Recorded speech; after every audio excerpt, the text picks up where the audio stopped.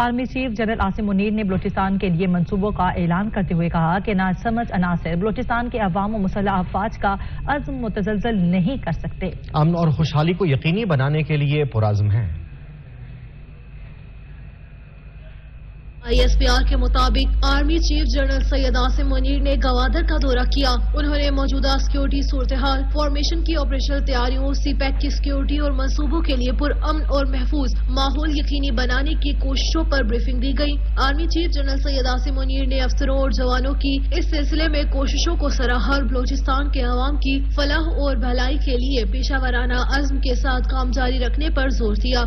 Army chief ने मकामी अमायदीन, मुंतखब नुमाइंदों और जिंदगी के मुख्तलिफ शोबों से ताल्लुक रखने वाले अफराद से बातचीत करते हुए जोर दिया कि मुट्ठी भर गुमराह अनासिर को बलूचिस्तान का अमन तबाह नहीं करने देंगे। ये गुमराह अनासिर अवाम और मुसल्लह अफवाज के अज़्म को मुतज़लज़ल नहीं कर सकते। अवाम और मुसल्लह अफवाज में अमन और खुशहाली को यकीनी बनाने के लिए पुरअज़्म है। Army chief general Syed Asim Munir ने इलाके की समाजी और इक़्तिसादी तरक्की पर जोर दिया। Army chief general Syed Asim Munir ने तालीम, सोलर सिस्टम की तनसीब, माहीगीरी, पानी, सेहत, खेल और माश्क से मुतालिक फलाही मंसूबों का भी ऐलान किया।